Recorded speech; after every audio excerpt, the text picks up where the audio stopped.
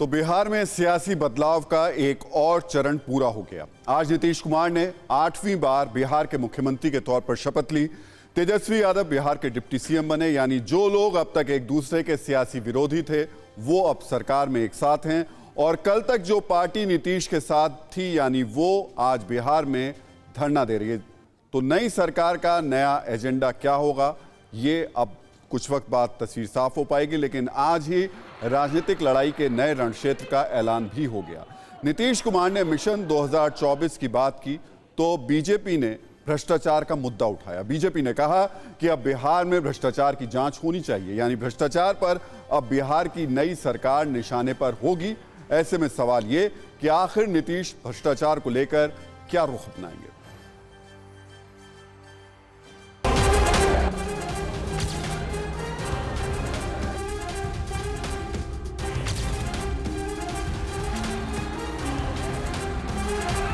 बिहार में 8वीं बार नीतीश कुमार सीएम बने हैं, लेकिन सरकार बदल गई है, गठबंधन बदल गया है। जो कल तक विपक्ष में थे, विरोध में थे, आज वो सरकार में शामिल हैं। और जो कल तक सरकार में शामिल थे, साथी थे, आज धरने पर बैठे थे। बिहार में सरकार का डीएनए बदल गया है, लेकिन बिहार की राजनीति के कुछ मुद्दे नहीं बदले। हाँ, अब इन मुद्दों को लेकर सियासी सोच जरूर बदलने लगी है। कुछ लोगों को सीखा है कि मेवा चाहिए, मेवा चाहिए, मेवा चाहिए। और आप बताइए, हम कैसे 1 साल 8 महीना के बाद अलग हुए? तो हमने क्या कहा था कि आप एक्सप्लेन कर दीजिए, आपके ऊपर जो आरोप लगा है। एक्सप्लेन करने की स्थिति में नहीं थे। हमको लगा कि भाई इस तरह से तो हम काम नहीं कर सकते। ये सोच आज से 5 साल पहले नीतीश की थी, लेकिन आज से सोच बदल गई है। हाँ, भ्रष्टाचार का मुद्दा नहीं बदला है। अब भ्रष्टाचार के मुद्दे पर बीजेपी हमलावर है। बीजेपी कह रही है अब भ्रष्टाचार के मुद्दे की खुलकर जांच होगी।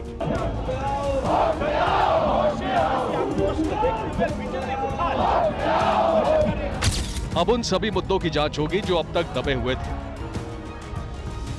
कि क्या भ्रष्टाचार का मुद्दा भी आने वाले समय में निकलेगा?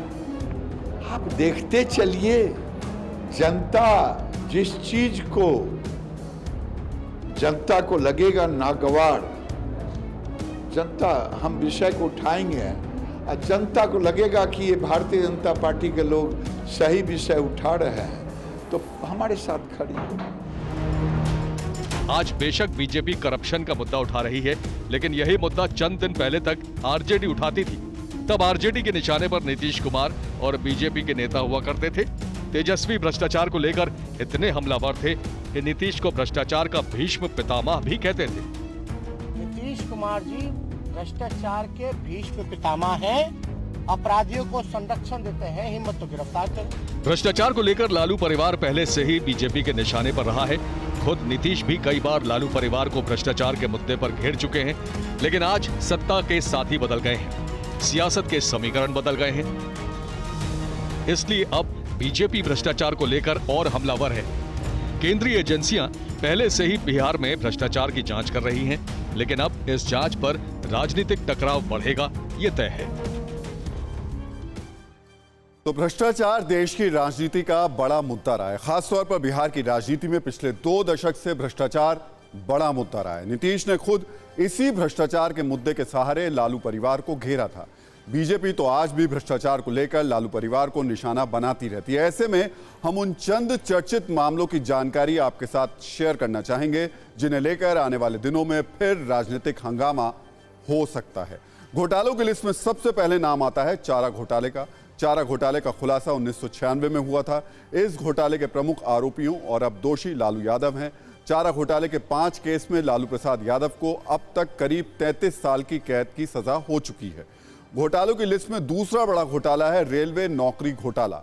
इसमें रेल मंत्री रहते हुए लालू प्रसाद यादव पर नौकरी देने के बदले लोगों से जमीन लेने का आरोप है।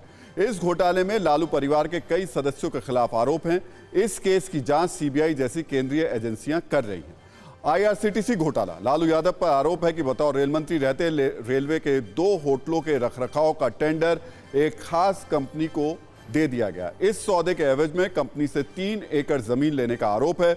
इस केस में लालू यादव, राबड़ी देवी और तेजस्वी यादव समेत कई लोग आरोपी हैं। इस केस की जांच सीबीआई और ईडी जैसी एजेंसियां कर रही हैं। बेनामी संपत्ति का मामला, बेनामी संपत्ति मामले में भी लालू यादव और उनके परिवार पर कई केस चल रहे हैं। आयकर विभाग की टीम ने लालू की बेटी और राज्यसभा सांसद मीसा भारती, बेटे तेजस्वी यादव की कुछ संपत्तियों को बेनामी संपत्ति के अंतर्गत अटैच किया है। मीसा, उनके पति शैलेश और तेजस्वी पर यह कार्रवाई भ्रष्टाचार के आरोप में की गई है। इस मामले की जांच आयकर विभाग और ईडी कर रही है। मिट्टी घोटाला, शॉपिंग मॉल घोटाला और ऐसे अनेक और मामले हैं जो लालू परिवार के खिलाफ दर्ज हैं। इन मामलों को लेकर परिवार जांच केंद्रीय जांच एजेंसियों के निशाने पर है। यहां हम आपको बता दें कि हाल ही में केंद्रीय एजेंसियों ने लालू के करीबी भोला यादव के खिलाफ भी कार्रवाई की है। इसे भी लालू परिवार से जोड़कर देखा जा रहा है, क्योंकि भोला यादव 2005 से 2009 के दौरान रेल मंत्री रहे लालू प्रसाद यादव के ओएसडी थे। अब सवाल ये कि अगर केंद्रीय एजेंसियां इन मामलों को जांच तेजी में लाती हैं, इनमें अपनी जांच की थोड़ी दिशा और तेजी इनको कर देती हैं इनकी जांच में, और फिर लालू परिवार से जुड़े लोगों पर छापेमारी होती है, तो क्या नीतीश इसे राजनीतिक बदला कहेंगे? क्योंकि पिछली बार भी नीतीश ने आरजेडी के साथ रिश्ता खत्म करने के लिए इन्हीं आरोपों को आधार बनाया था। यानी आने वाले दिनों में भ्रष्टाचार को लेकर अगर लालू परिवार के खिलाफ कोई कार्रवाई होती है तो नीतीश की परेशानी बढ़ेगी। हालांकि लालू परिवार इसे राजनीतिक बदला कहेगा। वैसे यहां हम आपको सिक्के का दूसरा पहलू भी दिखाना चाहेंगे। बिहार में जब नीतीश और बीजेपी की गठबंधन सरकार थी तो आरजेडी ने सरकार पर कई घोटालों के आरोप लगाए। इन घोटालों में नीतीश सरकार के दौरान हुए जो सबसे बड़े घोटालों के आरोप है उसमें एक है सृजन घोटाला। सृजन घोटाले के लिए कहा जाता है कि 2017 में इस घोटाले का खुलासा हुआ था।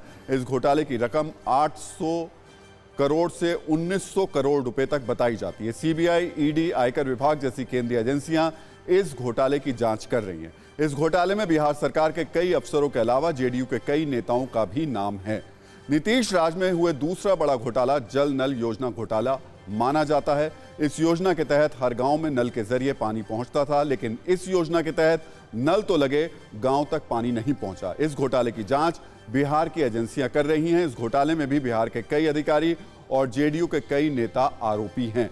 महादलित विकास मिशन घोटाला, साइकिल खरीद घोटाला, जमीन घोटाला जैसे कई घोटाले भी नीतीश राज में होने के आरोप लगे हैं। इन सभी घोटालों में आरोपी अफसर और जेडीयू के नेता रहे हैं। हालांकि सीएम नीतीश कुमार पर सीधे सीधे भ्रष्टाचार का कोई आरोप नहीं लगा है। तेजस्वी इन घोटालों को लेकर नीतीश सरकार को लगातार घेरते रहे। अब सवाल यह है कि इन घोटालों पर नीतीश और तेजस्वी का रुख क्या होगा।